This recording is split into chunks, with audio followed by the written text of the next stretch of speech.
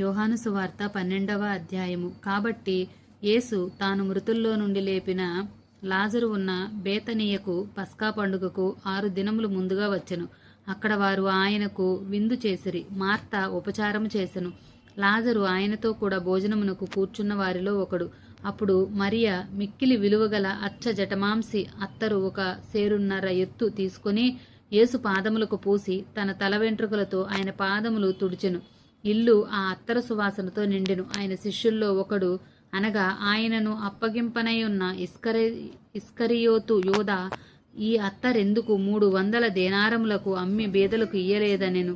వాడిలాగు చెప్పినది బీదల మీద శ్రద్ధ కలిగి కాదు కాని, వాడు దొంగయ్యి ఉండి తన దగ్గర డబ్బు సంచి ఉండినందున అందులో వేయబడినది దొంగిలించుచు వచ్చెను కనుక అలాగు చెప్పెను. కాబట్టి యేసు, నన్ను పాతిపెట్టు దినమునకు ఆమెను దీని ఉంచుకొననీయుడి.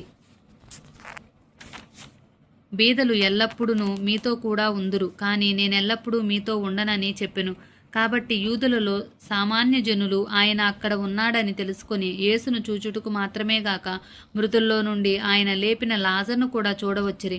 అతన్ని బట్టి యూదుల్లో అనేకులు తమ వారిని విడిచి యేసునందు విశ్వాసముంచిరి కనుక ప్రధాన యాజకులు లాజరును కూడా చంపన ఆలోచన చేసిరి. మరునాడు ఆ పండుగకు వచ్చిన బహు జనసమూహము యేసు యెరూషలేమునకు వచ్చుచున్నాడని విని ఖర్జూరపు మట్టలు పట్టుకొని ఆయన్ను ఎదుర్కొనబోయి, జయము, ప్రభువు పేరిట వచ్చుచున్న ఇశ్రాయేలు రాజు స్తుతింపబడునుగా కాని కేకలు వేసిరి.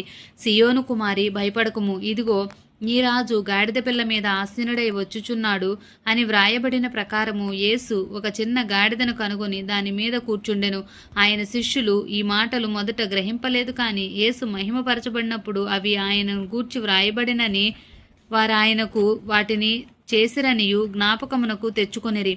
ఆయన లాజరును సమాధిలో నుండి పిలిచి మృతులలో నుండి అతన్ని లేపినప్పుడు ఆయనతో కూడా ఉండిన జనులు సాక్ష్యమిచ్చిరి. అందుచేత ఆయన ఆ సూచక క్రియ చేసనని జనులు విని ఆయనను ఎదుర్కొనబోయిరి. కావున పరిసయ్యులు ఒకరితో ఒకరు, మన ప్రయత్నం ఎట్లు నిష్ప్రయోజనమైపోయినో చూడుడి, ఇదిగో లోకము ఆయన వెంట పోయినదని చెప్పుకొనిరి. ఆ పండుగలో ఆరాధింపవచ్చిన వారిలో కొందరు గ్రీసు దేశస్థులు ఉండిరి. వారు గలిలయలోని బేత్సయిదా వాడైన ఫిలిప్పు నొద్దకు వచ్చి, అయ్యా, మేము యేసును చూడగోరుచున్నామని అతనితో చెప్పగా ఫిలిప్పు వచ్చి ఆంద్రేయుతో చెప్పెను. ఆంద్రేయు ఫిలిప్పును వచ్చి యేసుతో చెప్పిరి.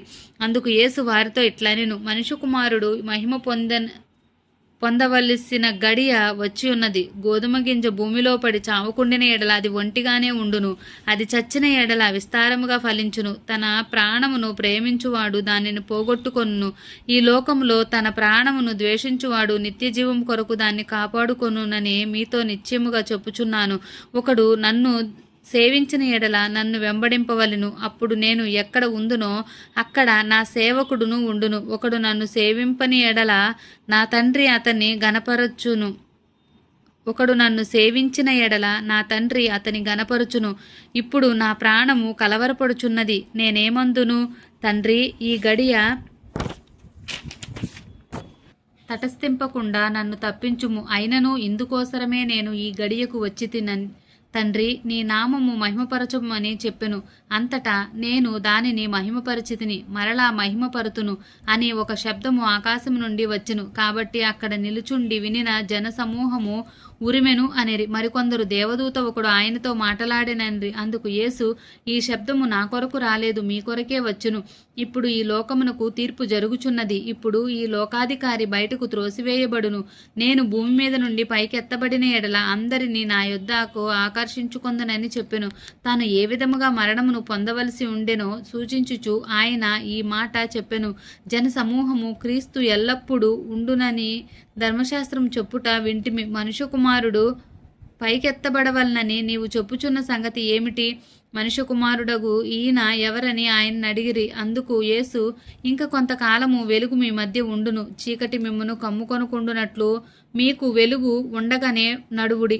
చీకటిలో నడుచువాడు తాను ఎక్కడికి పోవుచున్నాడో ఎరుగడు.